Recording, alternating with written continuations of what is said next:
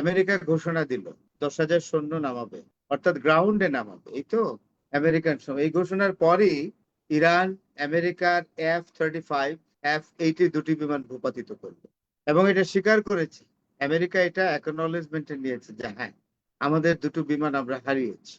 রহস্যজনক ভাবে ইরান কিন্তু রহস্যজনক কিছু অস্ত্র বের করেছে, যে ইন্টারসেপ্টর, এগুলোর নাম এখনো দেয় নাই, বলছে মিস্টিরিয়াস ইন্টারসেপ্টর। এগুলো দিয়ে আপনার এগুলোকে ফেস করতে পারছে না। এবং সবচেয়ে অবাক কাণ্ড, প্রতি 15 মিনিটে আপনার ইরান থেকে ইসরায়েলে অ্যাটাক হচ্ছে।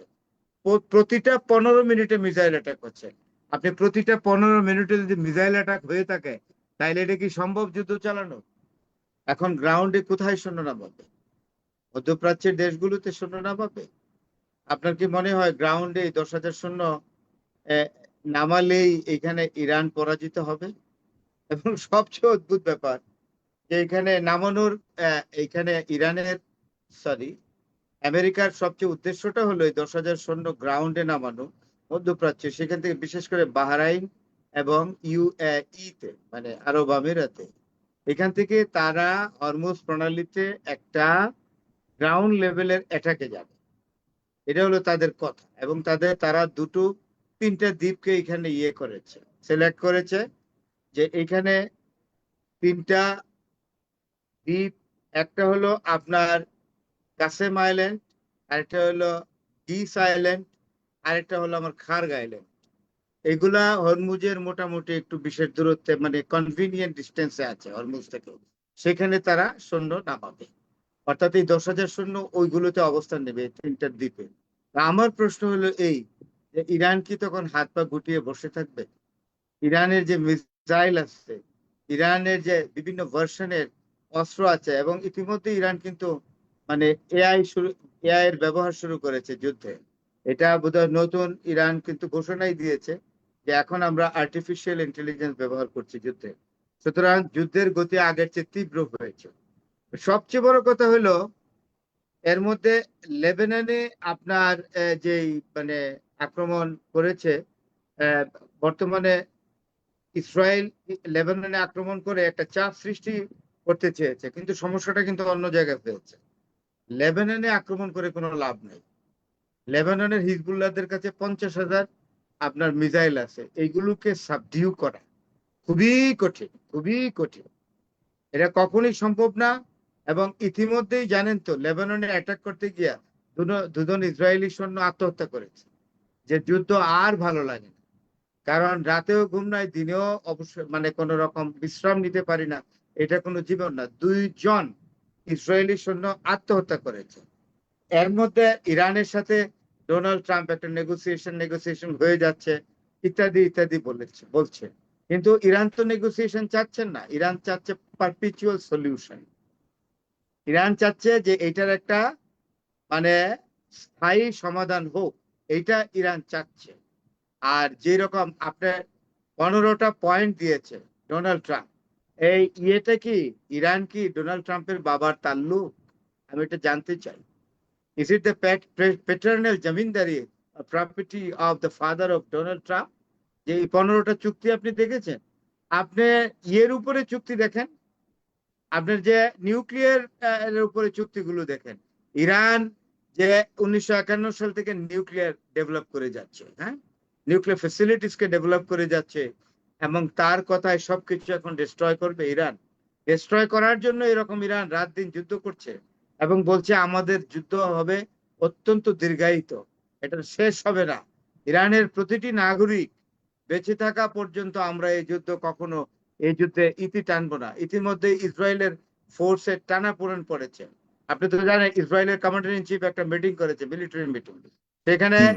এই মিটিং থেকে তিনি বার্তা পাঠিয়েছেন, মেসেজ পাঠিয়েছেন ইসরায়েলের গভর্নমেন্টকে, যে আমাকে সৈন্য দেওয়া হোক, কারণ আমার আইডিএফ এর সোলজার কমে গেছে। তার মানে কি, তারা বলছে না, না বললে আমরা বুঝতে পারি যে ইসরায়েলের মিলিটারি ক্ষয়প্রাপ্ত হচ্ছে।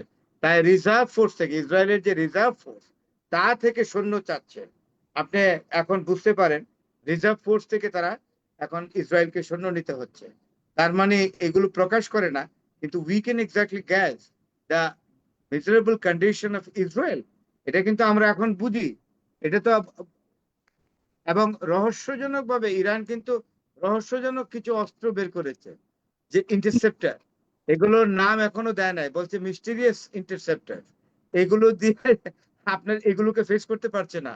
এবং সবচেয়ে অবাক কাণ্ড, প্রতি 15 মিনিটে আপনার ইরান থেকে ইসরায়েলে অ্যাটাক হচ্ছে। প্রতিটা 15 মিনিটে মিসাইল অ্যাটাক হচ্ছে। আপনি প্রতিটা 15 মিনিটে যদি মিসাইল অ্যাটাক হয়ে থাকে, তাহলে এটা কি সম্ভব যুদ্ধ চালানো? আপনি বলেন ইসরায়েল কতদিন যুদ্ধ চালাবে? এদিক থেকে ত্রিমুখী আক্রমণ, হুতি রকেট চার্জ করতেছে, হিজবুল্লাহ মিসাইল চার্জ করছে, ইরান এইভাবে। এবং সবচেয়ে বড় কথা, যে জিনিসটা এখন তৈরি হচ্ছে সেটা হলো আপনার করছে, এই আহ, ইরান তার মিসাইল টেকনোলজি টোটালি আপনার এই মিসাইল টেকনোলজিটা পুরোটাই দিয়ে দিছে হিজবুল্লাহদের কাছে, যে তোমরা এই ইয়াতে মিসাইল তোমরা করো, মানে ডেভেলপ করতে থাকো। আরেকটা মজার ঘটনা হলো অনেকে মনে করছে ইরান গরিব হয়ে যাচ্ছে। আপনি জানেন যে ইরান যে এই ওয়ারে বাণিজ্য করছে ভালো, ইরানের ব্যবসা মাশাআল্লাহ খুবই ভালো। মানে ইরান আগে বিক্রি করতো মানে 1.1 মিলিয়ন ব্যারেল তেল উৎপাদন করতো ডেইলি, এবং সেটা বিক্রি করতো $40-45।